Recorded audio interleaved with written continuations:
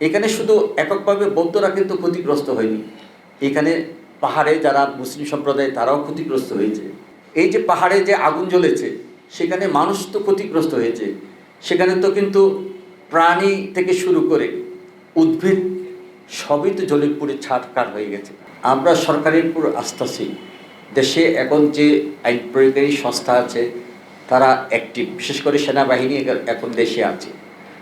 তো আমরা মনে করি না যে আমাদের এখানে কোনো সংকট হবে। কিন্তু একটু আগে আমি ওনার প্রশ্নের জবাব দিতে গিয়ে আমরা বলেছি যে আমরা যাতে সুসমন্বিতভাবে কাজটা করতে পারি, কারণ এই যে প্রবরণা পূর্ণিমা, এই যে ফানুস ফুরানো, এটা কিন্তু আমাদের জন্য একটা, যদিও ধর্মীয় রিচুয়াল, এটা আমাদের জন্য অপরিহার্য, কিন্তু দেশের কথা চিন্তা করতে গেলে, নাগরিকদের কথা চিন্তা করতে গেলে, দেশের সম্পদের কথা চিন্তা করতে গেলে আমাদেরকে এটা গভীরভাবে ভাবতে হবে। এই ভাবনাগুলো যাতে আমরা একত্রে করতে পারি, সে কারণে হ্যাঁ, আমাদের সংগঠিত হওয়ার আরও কারণ আছে। আমরা তো আগেও বলেছি যে দেশে বিভিন্নভাবে বিচ্ছিন্ন ঘটনা ঘটছে। আমরা কোনো সাম্প্রদায়িক বিষয় এখানে বলতে চাই না, কিন্তু নানানভাবে সহিংসতা হচ্ছে। এই সহিংসতাগুলো যাতে না হয় সে কারণে আমরাও যেন সতর্ক থাকি। কারণ আমাদের বৌদ্ধ সম্প্রদায়কে আমরা সজাগ রাখতে চাই।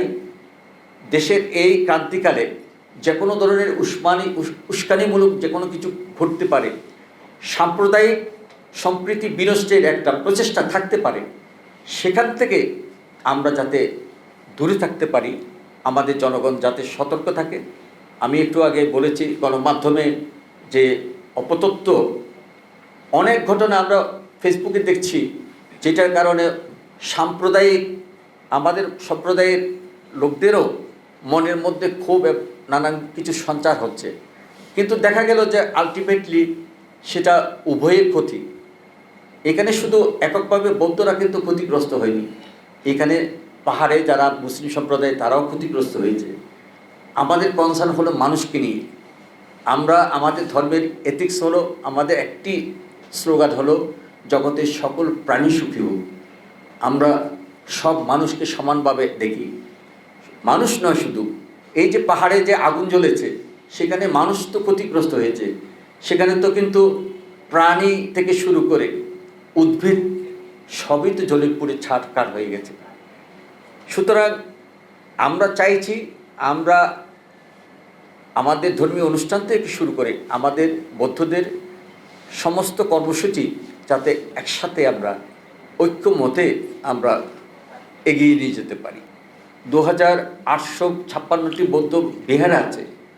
প্রত্যেকটি বিহার থেকে, এটা আমাদের যেহেতু ধর্মীয়, এটা একটা রীতি প্রথা হাজার বছর ধরে চলে আসছে, এখানে আমাদের আবেগ অনুভূতির একটা বিষয় আছে। আমরা যাতে দেশের কোনো ক্ষতি না হয়, জনগণের যাতে কোনো ক্ষতি না হয়, সেই বিষয়ে বিবেচনা নিয়ে আমরা বিশেষ করে ঢাকা শহরে আমরা চেষ্টা করব প্রতীকী অর্থে কিছু দু একটি ফানুস উড়িয়ে, যাতে সেটা অনেক ক্ষতিগ্রস্ততার কোনো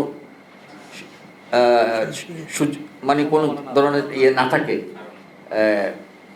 ভয় না থাকে, সেভাবে আমরা আমাদের কিন্তু রাজনীতি নিয়ে আমাদের চিন্তা ভাবনা নেই। আমরা সম্প্রদায়কে নিয়ে চিন্তা করি, আমরা মানবতাকে নিয়ে চিন্তা করি। এখন আপনার এই বিষয়টা রাজনৈতিক হতে পারে, আমরা রাজনৈতিক বিশ্লেষক নই, এ ব্যাপারে আমাদের কোনো অভিজ্ঞতা নেই। এলো মুক্ত চিন্তার স্বাধীন দৈনিক খবরের কাগজ। এখন খবর হবে নিখাত, নির্ভীক, নীরব।